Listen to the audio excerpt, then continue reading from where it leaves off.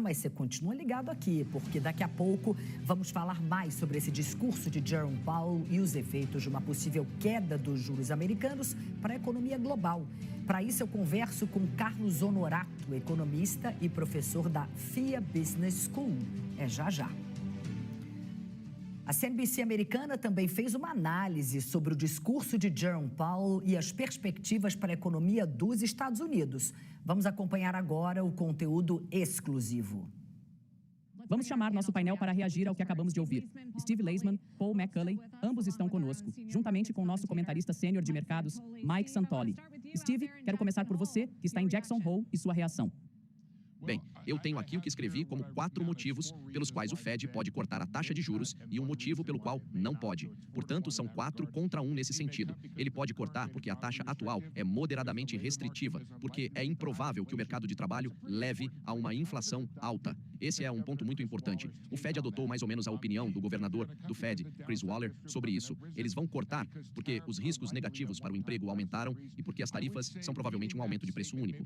Eu diria que, ao ler essa declaração, talvez esteja faltando uma. A única ressalva a tudo isso é que, obviamente, ele não mencionou isso, mas os dados que virão nos próximos meses e que as expectativas de inflação permanecem bem ancoradas. Portanto, acho que ele nos indicou um corte na taxa em setembro com apenas algumas ressalvas em relação aos dados e às expectativas de inflação. Paul, você estava certo. Quero dizer, você sugeriu, antes de entrarmos no assunto, que teríamos um presidente do Fed que sugeriria um corte em setembro. Acho que essa foi a grande sacada. Sim, foi. Achei que, no geral, foi um discurso maravilhoso, mais ou menos na natureza de uma despedida, seu 8º discurso. Ele fez o que precisava fazer, ou seja, sinalizou que chegou a hora de dar o próximo passo rumo à neutralidade, que eu acho que é cerca de 100 pontos base abaixo daqui. Assim, ele fez isso e deixou para setembro, com o comitê do Federal Reserve, a tarefa de definir os contornos de todo o caminho da recalibração 2.0. Portanto, achei que ele fez um trabalho maravilhoso. Mas ele realmente mudou o tom. Quer dizer, Steve destacou que ele disse que é um cenário básico razoável se os efeitos das tarifas sobre a inflação forem de curta duração. Isso realmente está se aproximando do ponto de vista de Waller Bowman e não é algo que tenhamos ouvido dele antes. Sim, acho que isso foi importante. Isso foi importante porque ele estava se alinhando de forma mais completa do que antes com essa ala do FOMC. E ficou muito claro que o Sr. Waller tem um aliado. Bem, Mike, a reação do mercado foi rápida e exatamente o que você poderia prever com o Fed sugerindo o corte. Sim, isso eliminou um pouco da dúvida que se instalou no mercado nos últimos dias de que provavelmente teríamos esse corte em setembro. E isso também está se manifestando da maneira que prevíamos, certo? Se você ficar tranquilo, elas vão correr. Elas estão subindo quase 3%. Os bancos estão correndo com qualidade inferior, assim como o tipo de tecnologia especulativa está correndo. Portanto, é isso mesmo. Esse é o reflexo inicial. E é compreensível. Sim, assim que isso for redefinido, acho que voltaremos a pensar que teremos um relatório sobre empregos em setembro. Temos que calibrar exatamente como isso se encaixa na perspectiva. É uma hipótese básica razoável que os efeitos das tarifas sejam de curta duração. No entanto, ele disse que, embora possam ocorrer de uma só vez, não são todos ao mesmo tempo. Portanto, isso poderia se refletir de forma imprevisível na inflação. Acho que, do ponto de vista do mercado, se olharmos para a história, quando o Fed retoma uma campanha de corte de juros após uma pausa de mais de 6 meses, a tendência é de alta, porque normalmente isso significa que eles estavam esperando e se deram ao luxo de esperar porque a economia se manteve firme. E então eles retomaram porque, presumivelmente, a inflação não saiu do controle e eles conseguiram preservar o pouso suave, a expansão ou o que quer que seja. Dito isso, é um tanto incomum receber cortes em abstrato com base na situação das condições financeiras, considerando criptomoedas, IPOs, spreads de crédito e avaliações de ações. Mas não é esse o mandato deles. E o mandato deles é que recebemos um relatório de empregos muito ruim em relação à última vez em que realmente demos uma perspectiva detalhada. Depois do discurso do presidente do Federal Reserve, Jerome Powell, as bolsas americanas dispararam. Dow Jones subiu 1,89%, batendo o recorde de fechamento aos 45.631 pontos. Nasdaq com uma alta semelhante, mais 1,88%. S&P 500 subiu 1,52% e interrompendo aquela sequência de 4 baixas seguidas. Os destaques do dia, as ações de Big Techs. Nvidia subiu 1,7%, Meta 2% de alta, Alphabet e Amazon 3% cada e a Tesla avançou 6%. Vamos para a Europa ainda, dia positivo com investidores atentos também, claro, às falas do presidente do Fed. Em Madrid, IBEX 35 subiu 0,61%. No Reino Unido, o índice FTSE avançou 0,13%, quarta alta seguida nessa semana, renovando o patamar recorde de 9.321 pontos. DAX na Alemanha, alta de 0,29%. CAC em Paris e também Stock 600, aquele que reúne empresas de vários países europeus, alta de 0,4% cada um. Seguindo os demais mercados globais, índices asiáticos fecharam também em alta, antes mesmo do discurso de Powell, mas sob aquela expectativa de uma sinalização de corte nos juros americanos. A principal bolsa da China, de Xangai, subiu 1,45%. No Japão, o índice Nikkei, perto da estabilidade, leve ganho, 0,05%. Índice Hang de Hong Kong subiu 0,93%. Em Shenzhen, também na China, uma alta mais forte, 2,07%. E na Coreia do Sul, o KOSPI, alta de 0,86%. Seguindo esse cenário internacional, o dia também super positivo aqui no Brasil. Ibovespa B3 subiu 2,57% aos 137.968 pontos. Já o dólar caiu 0,95%, fechou a sexta-feira a R$ 5,42. Como de costume, vamos ver a semana. A Bolsa Brasileira subiu nessa semana 1,19%. A moeda americana também avançou 0,51%. A repórter Luciane Miranda acompanhou a movimentação do dia e tem os destaques para a gente. Luciane, boa noite para você. O que chamou mais atenção do mercado? Boa noite, Cris. Que dia, né, de euforia aqui no Brasil, lá fora, depois desse discurso de Jerome Powell lá em Jackson Hole. Aqui o Ibovespa, a carteira toda no azul, recuperação nas ações de bancos e nossas principais blue chips, Vale e Petrobras, com ganhos expressivos, descolados das commodities referência lá fora. Sobre tudo isso, a gente vai conversar com Andréa D'Amico, que é economista-chefe aqui da Buy Side Brasil Consultoria Econômica. Essa euforia de hoje deve permanecer na próxima semana? Boa noite. Boa noite a todos. Acredito que sim, a gente tem ali esse evento de hoje foi um evento bastante significativo, né? No mercado a gente costuma dizer que é um evento game changer, né? Então, de fato, a gente acredita que pode ter ali uma certa influência nos próximos dias, né? Ainda que nós aqui no Brasil tenhamos toda essa questão, né, do STF e o Trump, né, e todo esse imbróglio, né, que já passa por vários dias, mas provavelmente semana que vem teremos ainda algo nesse sentido. Mas, em linhas gerais, normalmente em situações desse tipo, né, em eventos desse tipo, eles duram por alguns dias, sim, no mercado. As apostas aumentaram de um corte na taxa básica de juros dos Estados Unidos em setembro e para depois. Então, nós estamos vendo 2 cortes para esse ano, né? Um corte em setembro e depois uma pausa e um corte em dezembro. Nós acreditamos que o Fed ele vai adotar esse discurso mais, na verdade, mais gradual, exatamente para poder também ficar de olho na inflação, né? Eu acho que hoje a tônica do discurso do Fed foi, e o motivo da mudança do discurso e de ver uma possibilidade de queda de juros foi exatamente pelo olhar no mercado de trabalho, né? Por reconhecer que o mercado de trabalho está mais enfraquecido. Porém, né, existe um desafio ainda na inflação, que é todo esse repasse das tarifas do Trump sobre a inflação de bens. Então, a inflação também não pode ser totalmente abandonada. Por isso que a gente acredita que ele vai optar por uma pausa aí na reunião pós-setembro, né? Então, fazer uma queda de juros mais gradual, né? Faz uma, faz outra e para. Depois de hoje, como é que fica o cenário, o horizonte para a nossa taxa básica de juros?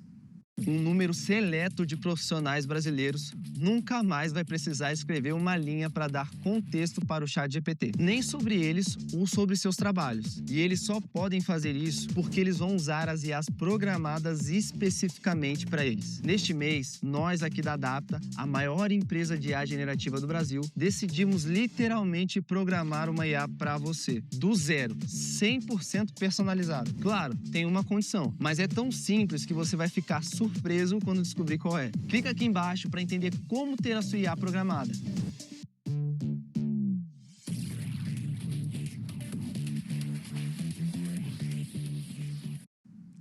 Então, na medida em que a gente acredita que o Fed vai derrubar em setembro, né, e depois pausa e faz ali mais uma em dezembro, tá?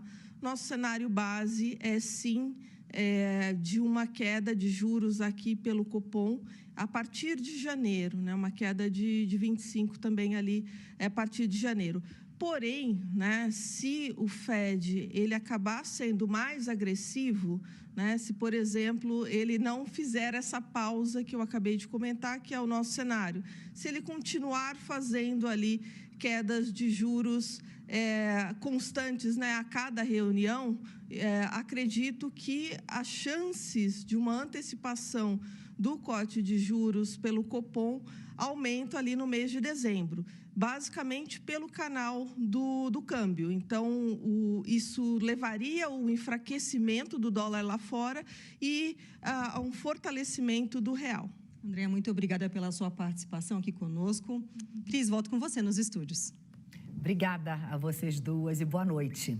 A gente vai conversar agora com Carlos Honorato, ele é economista e professor da FIA Business School.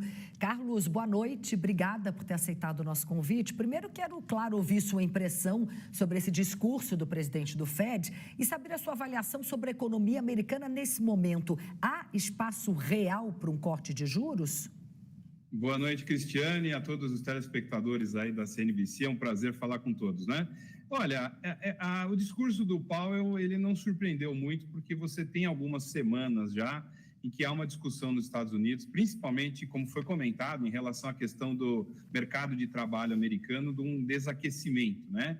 Então, esse é o primeiro fator que eu acho que levou a uma conclusão de que a possibilidade do corte de juros efetivamente pode acontecer. A questão das tarifas e do preço, né, como também foi comentado, ela é um elemento pontual, né? Ela pode gerar um processo inflacionário nos Estados Unidos, mas pense o seguinte, você tem o tarifaço, o preço dos produtos aumenta, né? E ele não vai continuar aumentando mês a mês, ele vai ter um aumento.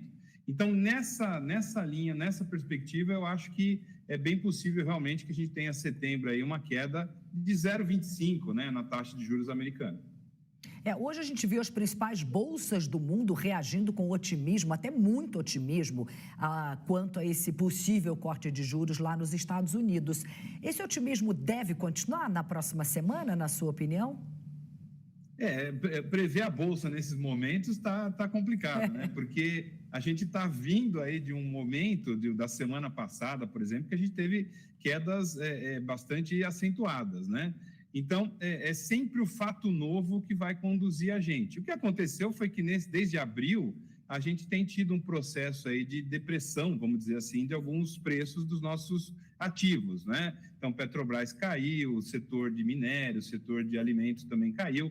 Então, talvez a gente tenha um processo aí de recuperação, né? Eu acho que o estoque das notícias ruins para o Brasil em termos de tarifas, aparentemente ele está, eu não diria esgotado, mas ele chegou num limite. Então, as perspectivas é que talvez a gente possa recuperar, mas isso depende muito do que vem lá dos Estados Unidos, principalmente. E, Carlos, considerando que ocorra mesmo esse corte nas taxas de juros americanas em setembro, quais são os possíveis efeitos para economias emergentes como o Brasil? Pensa o seguinte, né? Toda vez que os Estados Unidos cortam a taxa de juros, todo mundo fica com a sua taxa relativa potencialmente mais baixa, né? Quer dizer, como os Estados Unidos, teoricamente, é o país em que ele tem menor risco, a hora que ele diminui a taxa de juros, nós também podemos olhar com essa perspectiva. Então, acho que tanto China, Brasil, Índia, quer dizer, o mundo todo, inclusive a Europa, podem passar por um processo de, na sequência, também abaixar um pouco as suas taxas.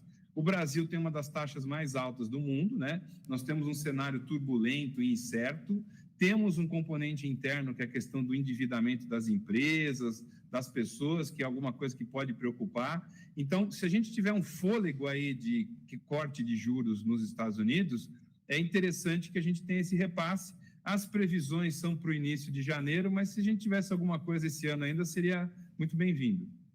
Passar para a pergunta do Vinícius Torres Freire, nosso analista. Carlos, apesar de o Powell ter feito um discurso em linguagem de Banco Central relativamente enfático, e não ter mencionado que a decisão dependa de dados que vão aparecer até setembro, né? Tem 2 dados de inflação importantes e um dado de emprego importante, ele ainda diz que a situação é difícil. Mas dessa vez ele colocou no raciocínio a história do desaquecimento do crescimento do emprego nos Estados Unidos. Agora, primeiro que podem vir dados que vão na direção contrária à tese desta semana do Powell. Segundo, tem 3 decisões até o final do ano. Você acha possível que, a depender do andar da carruagem, que ainda é muito incerto, a gente pode ver inflação subindo e emprego não piorando tanto, né, numa situação difícil, ainda mais difícil, você acha que pode ter pelo menos um ritmo do tipo, o Fed mexe uma vez em setembro, espera uma outra e talvez decida se mexe ou não lá para o final do ano? Quer dizer, ele pode ser influenciado bastante por dados ainda, porque a situação, como o próprio Powell vinha dizendo até ontem, é incerta e hoje ele ainda repetiu, com a diferença que ele deu mais ênfase para desaquecimento das contratações. Vinícius, eu acho que esse senão que ele colocou, né, o cenário ainda é muito incerto, é a dica que ele dá para dizer que a gente não pode ser totalmente otimista ou que a perspectiva é de absolutamente otimismo em relação a 3 cortes de juros para chegar ao que o pessoal está falando de uma forma otimista, a menos 1% na taxa de juros, né? Ele tem um desafio, né? Porque ele está enfrentando uma pressão muito grande do presidente Trump, que quer que a política monetária seja mais dovish, como fala o mercado, né? Menos apertada.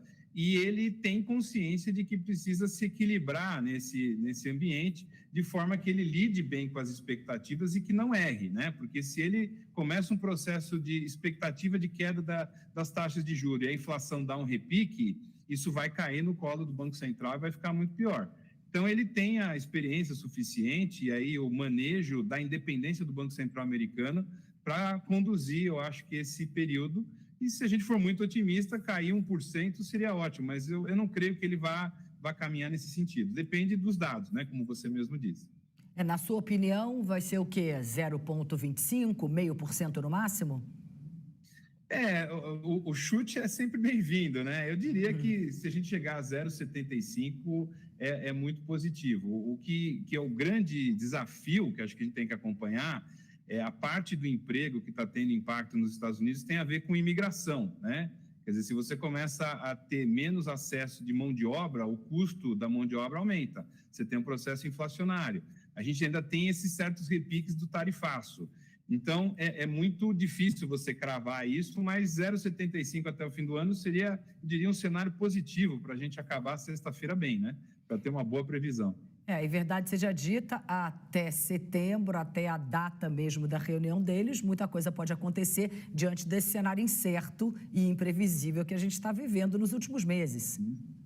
Sim, eu diria que não é nem cada dia é uma novidade, é cada hora é uma novidade, né? A gente tem essa política do Trump, que é muito relacionada a manter a agenda da informação, manter o tumulto. Ele está mesmo lá buscando tirar uma pessoa da diretoria do Banco Central por uma acusação. Então, é complexo, a pressão é grande, e eu acredito que essa independência do Banco Central americano é que vai garantir o tom de que a inflação vai estar sob controle e as expectativas para o resto do mundo vão ser positivas também. Vinícius. Carlos, aqui para o Brasil, é claro que o diferencial de juros, a diferença da taxa de juros do Brasil para os Estados Unidos, na melhor das hipóteses, como você diz, 3 cortes de 25, 0,25, vão aumentar de qualquer maneira, né? Porque a taxa de juros real do Brasil de curto prazo ela vai aumentar até o final do ano, porque as expectativas estão caindo e o juro de curto prazo vai ficar igual. Agora, uma questão importante para a gente que tem dominado, inclusive a bagunça política, a bagunça fiscal aqui no Brasil, é a queda do dólar com impacto na inflação. Tem muita gente dizendo que dólar de equilíbrio é 5,40. Então, você acha que agora, a gente, mesmo com o risco aumentado de sanção extra do Trump, você acha que dá para descer além de 5,40? Olha, falar do dólar, eu sigo muito o que um ex-ministro da Economia dizia, né? O dólar, a gente pode prever que para o fim do ano ele vai estar entre 1 e 10 com margem de erro de 5, né? Porque a gente acertar uma cotação do dólar é muito difícil, ele é muito volátil.